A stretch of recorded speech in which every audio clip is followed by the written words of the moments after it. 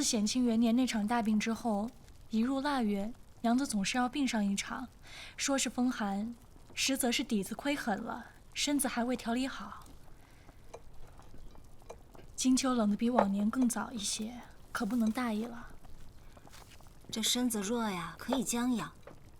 可我急的是，如今我和阿成已有了开儿和叶儿，安三娘和韩医师也早就有了小妃，唯独娘子这肚皮静悄悄的。郎君倒是不在意这个，可西周的这些名门贵女，都盯着咱们府上呢。娘子已是一年好似一年，再调理一阵，兴许就好了。现如今啊，你是西周城内有名的女科圣手，你说娘子无碍，我就放心了。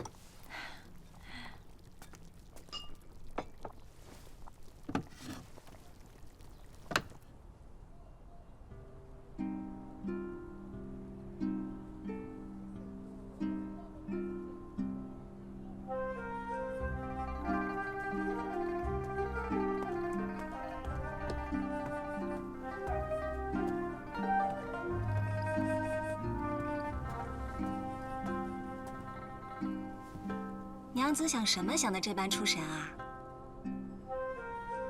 郎君还有1日就回来喽？他们行猎明日便回来吗？我怎么记得还有2天啊？绝对不会有错，小谭数着日子呢。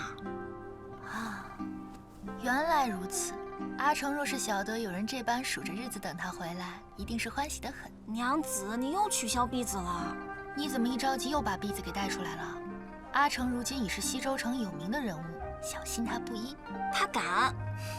若不是你和郎君签下文书将我们放粮，我们夫妇和阿妮子子还都是贱籍，这些恩典我和阿成是要记一辈子的。怎么又说起这些啊？要说还是托了西周的福。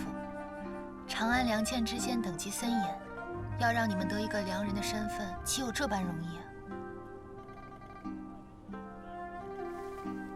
娘子，莫要在院子里吹风了。阿妮子子刚熬好的汤药，得趁热喝。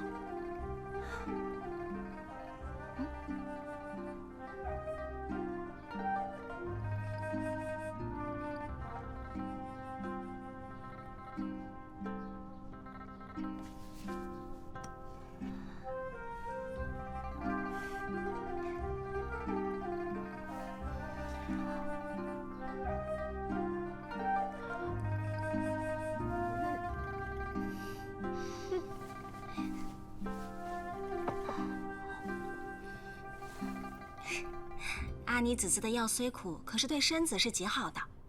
娘子这寒症一年比一年强了，但愿今年不要再犯了。哎呦，你看我这记性，把帖子的事儿给忘了。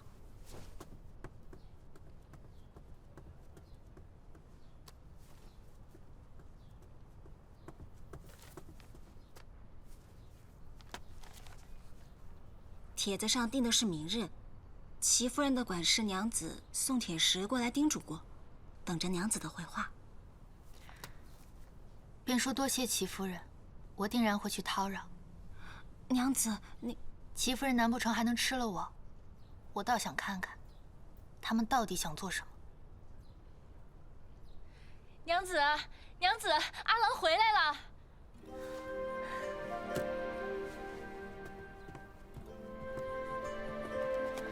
娘子，怎么今日便回来了？不是说明日才到家吗？每年今日你就要开始调药，今日可记得吃过药了？阿妮怎会忘了此事？刚刚吃过。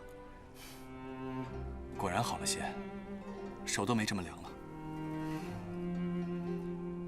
哎，云衣呢？这回他可玩得尽兴。玉郎啊，为了哄他高兴，特地赶了只黑狐到他马前。他已经得意了3、4日了，待会儿见到他，记得夸赞他一番。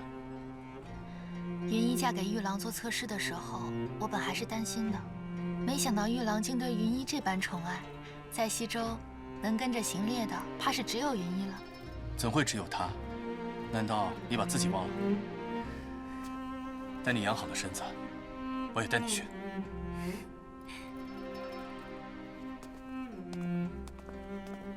慢点。郎君，娘子，您快看，这些啊都是郎君新猎来的赤狐皮，成色极好。哦，这还有狼皮、兔子皮、塔皮，真好看。子子，子子，快来看，我前日亲手猎了一只黑狐。黑狐，便是这张。当真是少见。我打猎也算打得多了，还是第一次见到黑狐。我一猎到就跟玉郎说，西周只有子子配穿它，可不许推脱。什么配不配的，还是少说些吧，当心被人听了去。芸娘，齐夫人可告知你，都督府明日有小宴。方才我换完衣裳便过来了，无人与我说过什么。横竖什么宴我也不爱去，跟那些人吃酒说话，还不如在屋里等明年下雨呢。琉璃也接到了帖子，你还是随他一起去吧。此事想来与你多少有些干系。我都半年不曾与他们说话了，与我有何干系？来，我慢慢告诉你。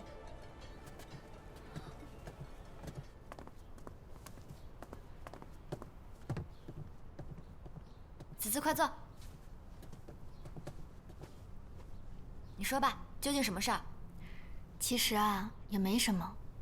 你也认得的那位张夫人，前几日到我这里旁敲侧击了一番，说子嗣才是依靠，我该帮守约娶个平妻或者纳个贵妾，以免日后老无所依，被我回绝了。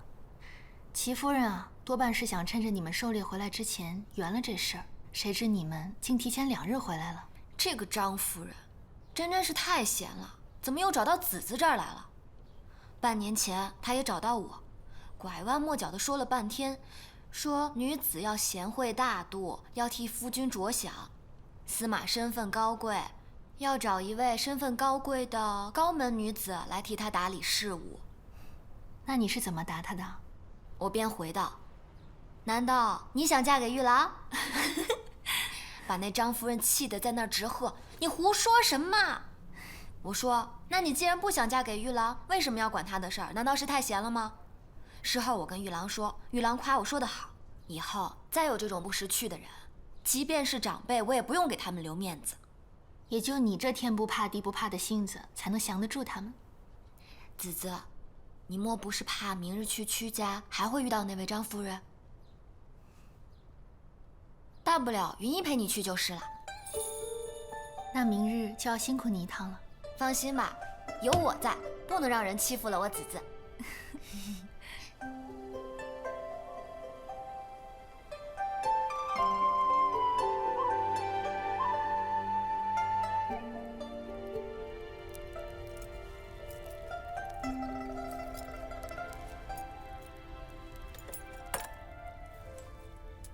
我当真是有些不明白。云姨她性子直爽，自是不会把齐夫人和张夫人放在眼里。可屈司马为何不提点她一点？得罪了齐氏，对云姨有什么好处啊？你可知那齐氏、张氏到底在打什么主意？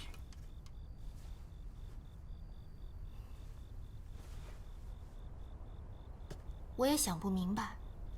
张氏、齐氏他们，以前在云姨面前絮叨也就罢了，也不知道怎么的，怎么现在突然管到我头上来了？屈都督如今身子不大好，这2次行猎，他都未曾参加。屈都督身子不好，和咱们府上的事有何关系啊？其实天下世家都差不多，为保门庭不衰，什么事做不出来。过去西周的高门里，来自敦煌的张氏和齐氏最为显贵。他们2家与屈家世代通婚，同气连枝。过去的高昌，上至王侯，下至门吏，均是由这几家把持。可如今事过境迁，屈都督在世还好，他所重用的幕僚、官吏都是高昌旧人。但是屈都督一旦有个3长2短，那些高门又该如何？以前司马府不收侍妾，自从云衣之后，他们又在玉郎的身边试探了无数回，都被挡了回去。如今屈都督身子不大好，估计他们也是着急了，这才想到要从云衣这边下手。难怪玉郎巴不得让云衣给这些人多吃点苦头。他们现在转头来找我，可是想退而求其次。怎么，你夫君竟然是其次啊？哪里的话，在他们眼里，自然是我这病秧子才是其次啊。胡说什么呢？我就随口一说嘛。说了半天，你还没告诉我，他们到底是在唱哪一出？你也知道，如今朝廷又提拔了苏海正，想必屈家前几日便收到了消息，估计他们推测，朝廷之后会由我来接任西周。司马那边不会让他们如愿，自然是把主意动到了你头上。难怪这些自负门庭高贵的西周贵妇居然关心起我来了。原来他们是怕将来由你接任西周都督。这倒是，我既没有家族依靠，又没有子女傍身，最是有机可乘了。如今我们的身子都不大好，还是先把身子养好要紧。等身子好了，就什么都会有了。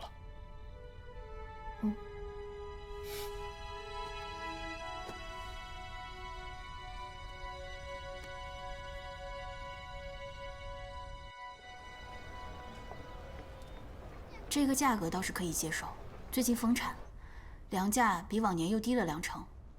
只是西域最近还算太平，这事儿一点风声都没有听到，九郎可真有把握。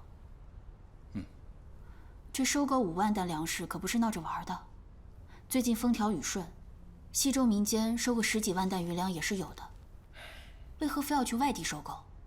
三娘不必多虑，我自然是有几分把握，才会劳烦于三娘。见过司马。守约。哎，高句丽如今阵势未平，今年朝廷还会对西域用兵吗？如今这西域，大乱一时还不会有，但是有吐蕃这般强敌伺机而动，小乱是在所难免了。如今就看大总管苏海正是否有心用兵罢了。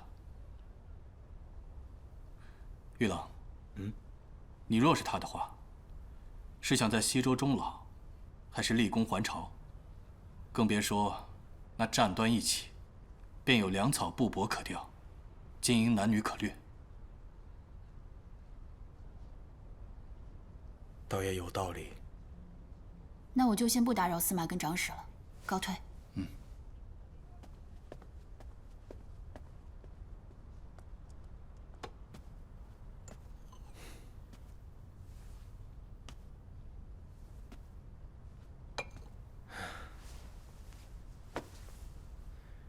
你竟然如此警惕，岂不知如今西周你才是最大的匪屯？不过，以你和尊夫人的手段，要是被那些妇人害了，我便从南门跳到交河里去。若只是那些妇人，我还不会担忧，连芸娘他们都无可奈何，更何况是琉璃。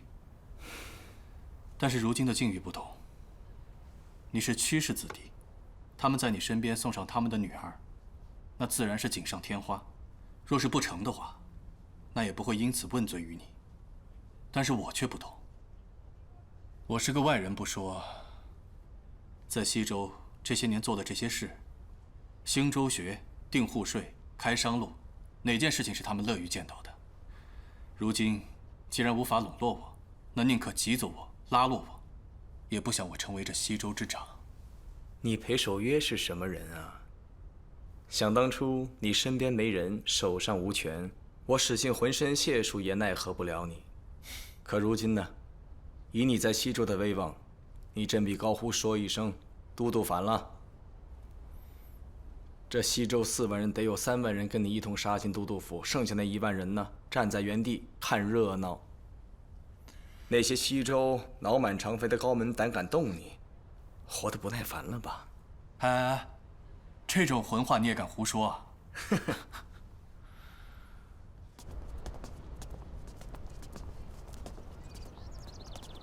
好久没见静娘，今日我竟是来对了。我确实来错了。要知道有你陪子子来，我又何必多此一举？在这看这群闲人，哪里的话，我领情的很。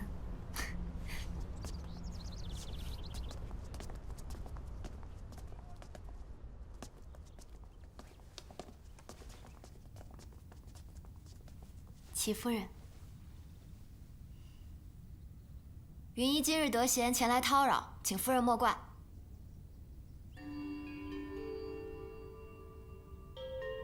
芸娘原是贵客，往日那般下帖子，也是1年半载不肯露一面的。今日却是不请自到，真是我等的荣幸。好说，我原是爱凑热闹的，今日既然子子来了，我自然也得跟着来，省得有些人乱说话，惹子子生气。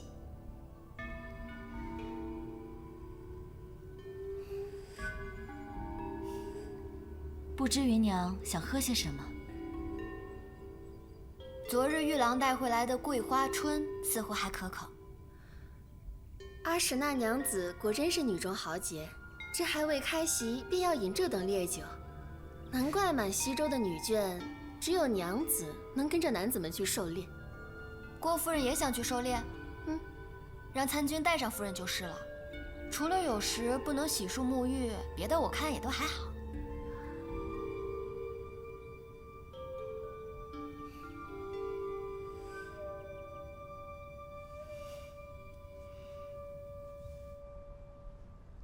若放在以前，的确是不足为惧。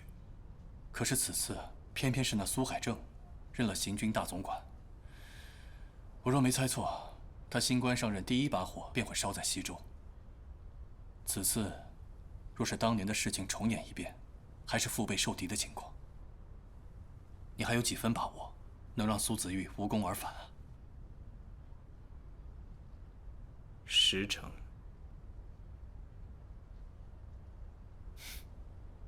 好。裴长史，屈都督有请。家父找你，怕是与你近期烦心之事有关，自求多福吧。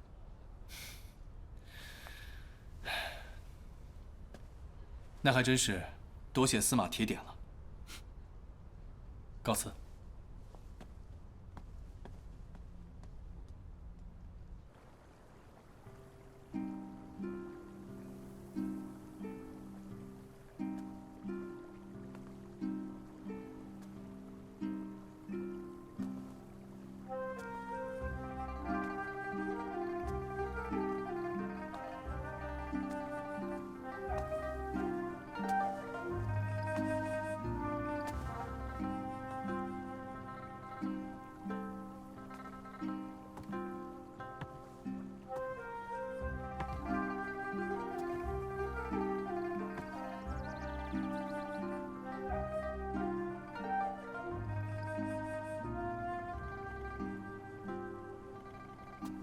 敏娘见过裴长史。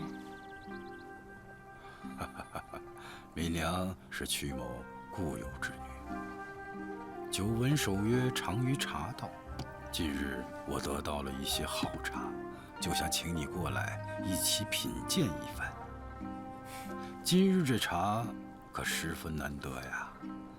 我想来想去，在这西州城内，恐怕也只有他的手艺，才不会糟蹋了这茶，这才请他过来。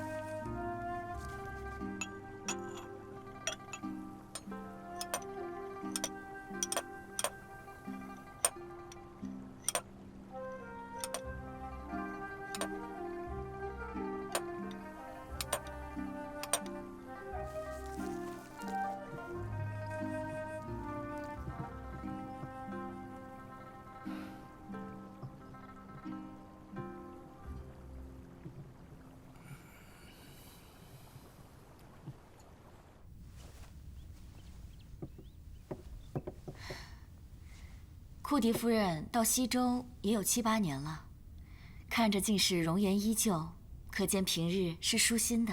真真羡煞我等。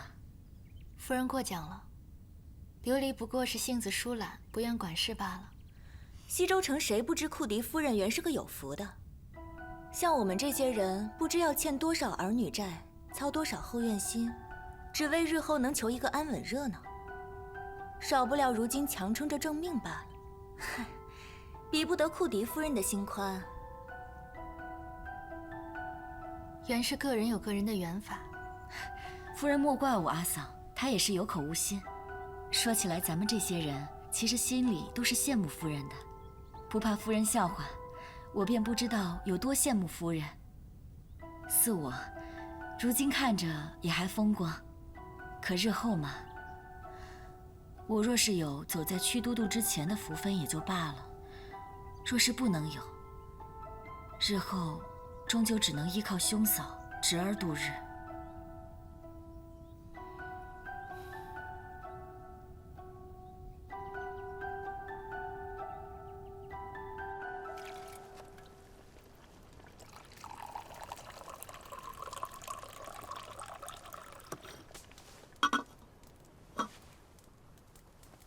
今日煮的是百寿秀碧茶，小女子恭祝都督长命百岁。好，好。长史，青玉流芳。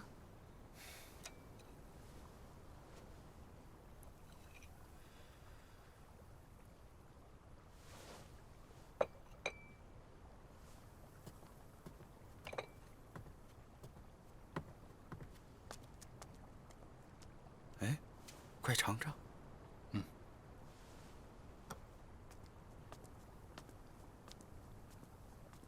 守约，意味如何呀？果然是好茶。哎，不瞒守约呀，这敏娘看着容颜正盛，其实已经过了双十年华。说起来，这也算是老夫的一块心病。敏娘的父亲是敦煌的张氏子弟，也是屈某的至交好友，不幸死于贞观14年那一战。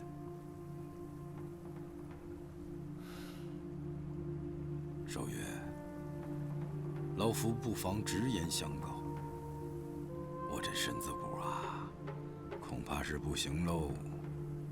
看朝廷如今的用人之策，这西周的重任十有八九会落到你肩上。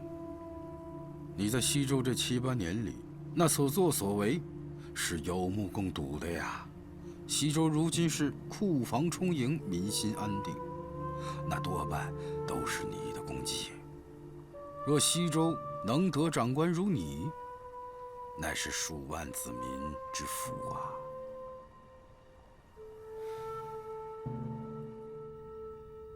夫人不必多虑，都督待夫人情深义厚，自然是会替夫人打算的。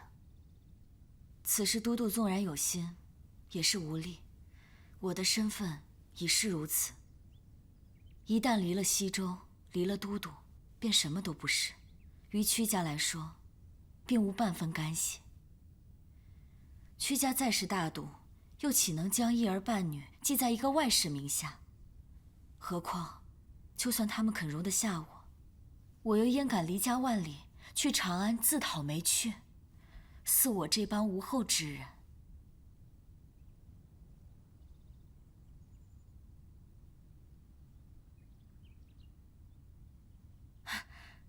我说这些做甚？没得污了夫人的耳朵。夫人的身子贵重，裴长史的子女便是夫人的子女，自是后夫绵延的。我敬夫人。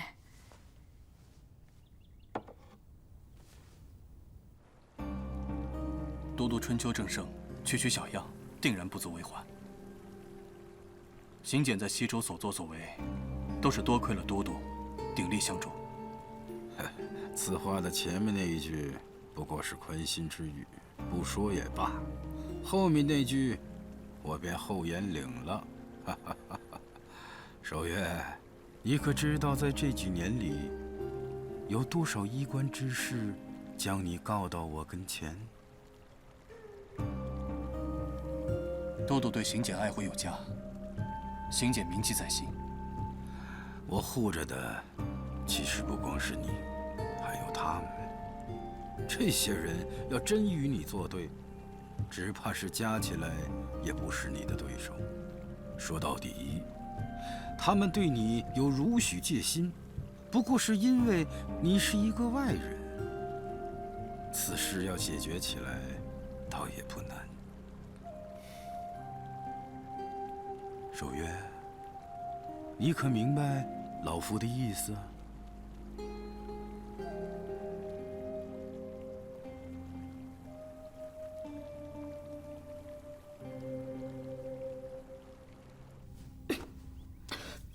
子子，你怎么了？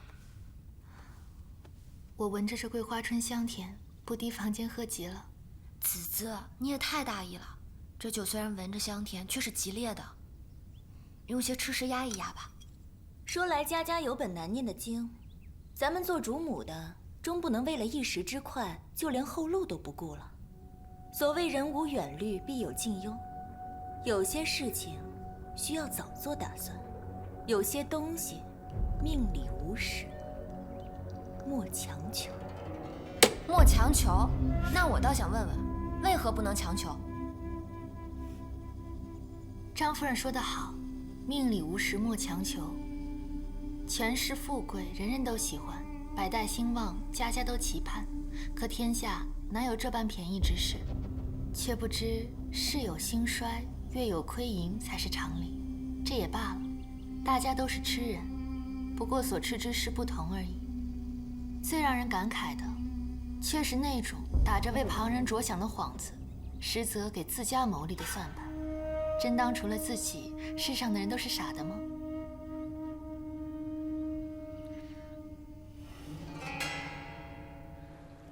邢简从未想过与哪家哪姓做对头，也不能为了一时之安稳，做他人之傀儡。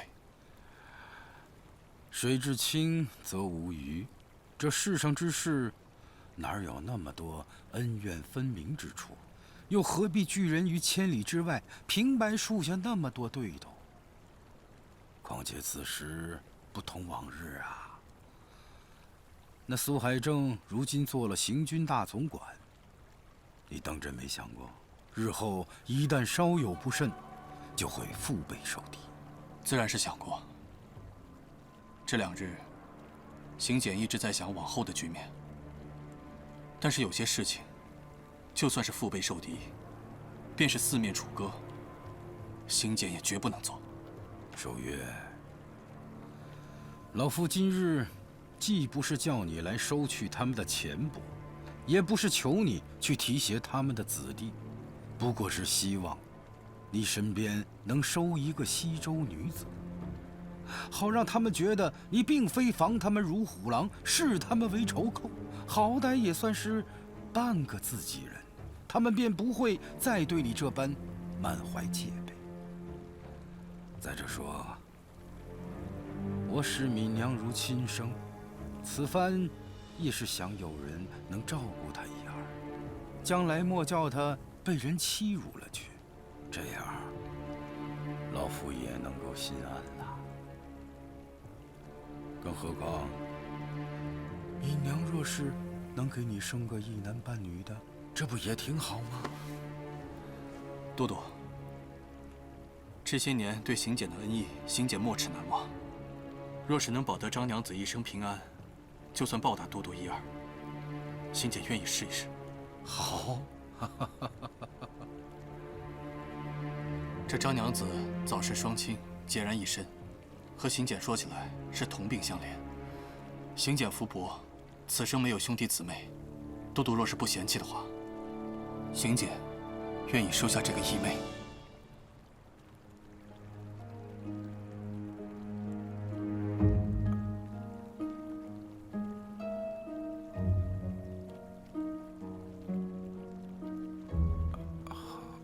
好，好啊。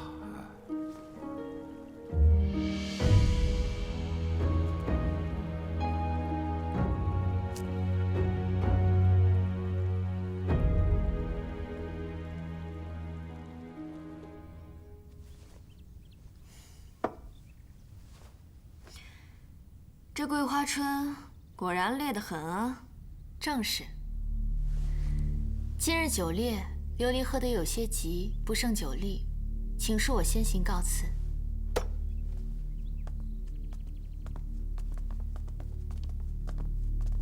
我去送送他们。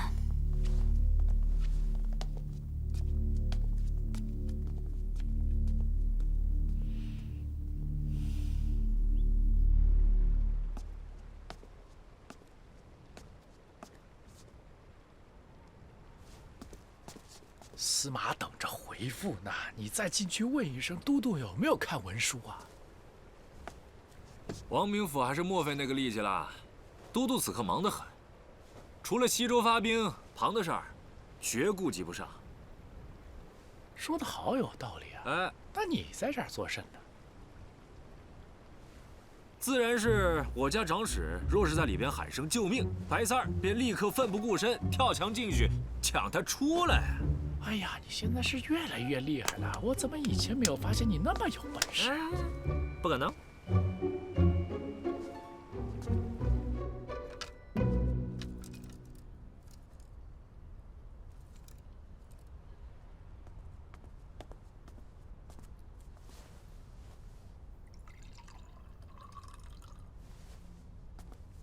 等等，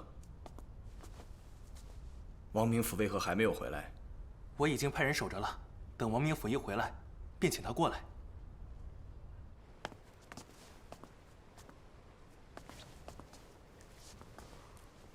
劳烦知会长史一声，午后夫人饮了酒，身子有些发热，让她赶紧回府一趟。哎，你。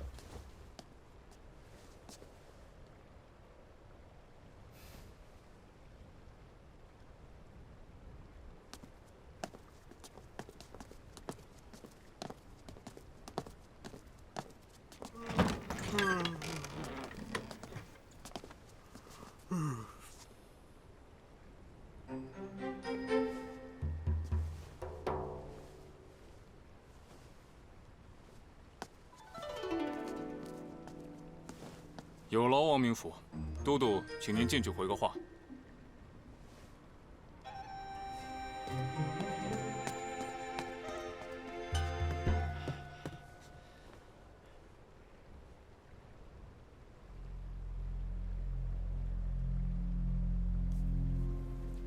都督，可曾看过那文书了？你别在我面前装神弄鬼的，不就是玉郎让你过来打探消息的吗？我真是怕那些人不知死活的惹到守约的头上，若是中间没有一个人能够转圜的，我告诉你啊，日后双方真的要起了冲突，你一定要尽力从中说和说和。君梦定当全力而为。敏娘，屈家耽误了他呀。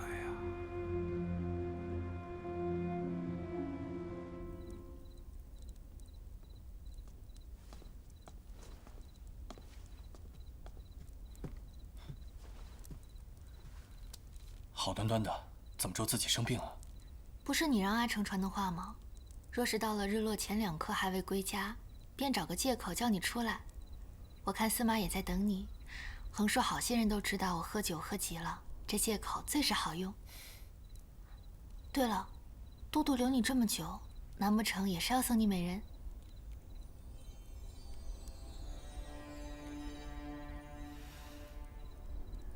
果然被你料中了。不得已，没有和你商量，我便收了个义妹。义妹？谁啊？我可认得。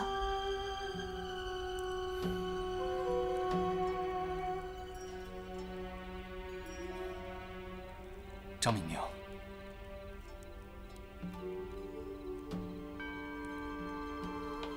子夫，你怎么认了她做妹子？她性子古怪，我最不耐烦与她打交道了。有了张敏娘做义妹，要看你怎么收场了。我不过是看到都督，着实有些担心，想让他放心罢了。子子，日后若是张敏娘来找麻烦，你不要理她。只怕她来了，我还不能不理。那若是他来了，你就赶紧找我过来应付。子子如今正该静心养着，哪能被他烦扰啊？放心吧，我不会让他烦扰到咱们的。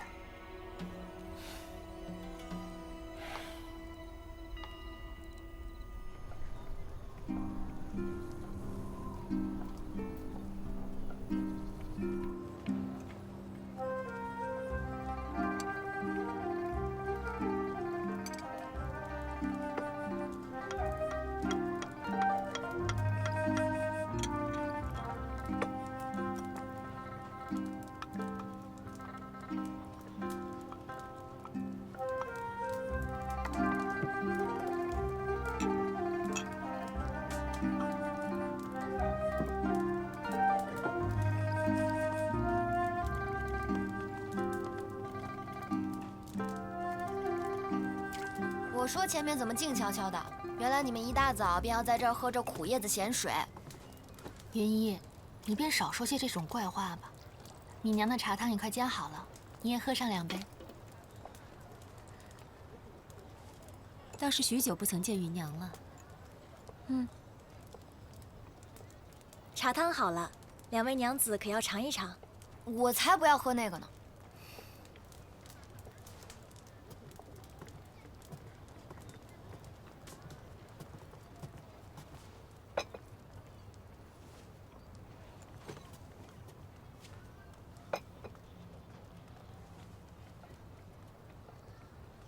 多谢米娘煎的好茶。想是阿嫂的茶好，米娘不过借花献佛罢了。果然是含香悠远，回味绵长。是吗？米娘若是喜欢，这种茶饼大约还有一些，待会儿我让人都给你包起来。回禀夫人，我家娘子日常是喝惯了茶中第一绝品蒙顶石花的。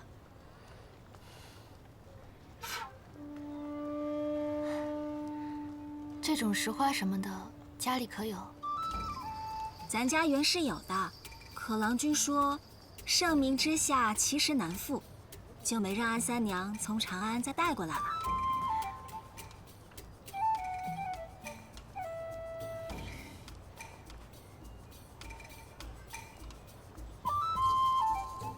阿嫂休要听娜娜胡言，做妹子的头回上门，岂能轻易骗得阿嫂的好茶去？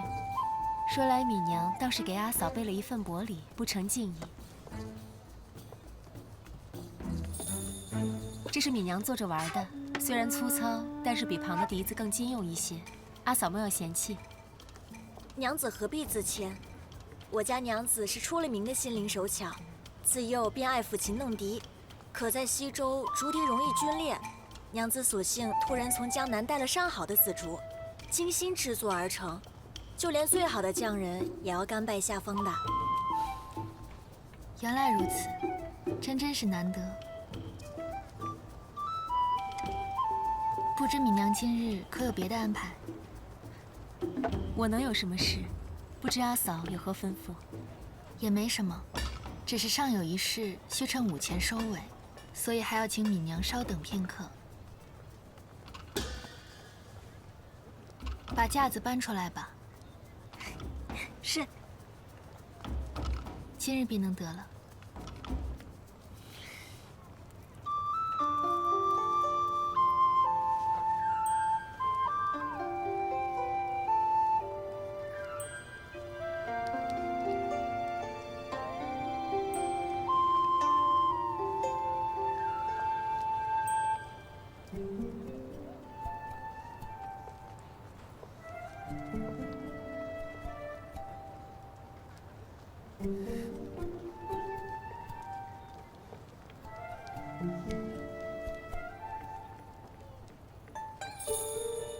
好了，云一，你自己过来看看。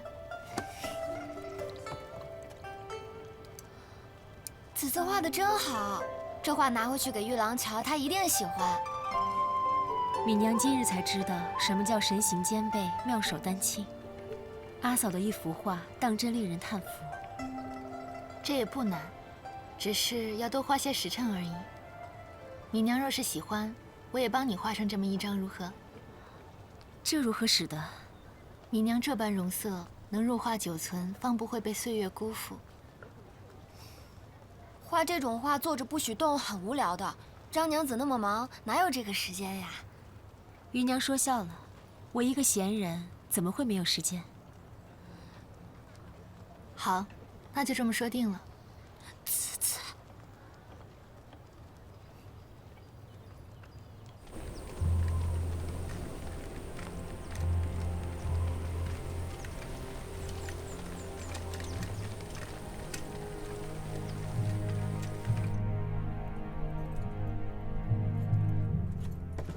将军，此番秋辞乱党叛乱，兵力不过数千，属下带本部人马便可剿灭。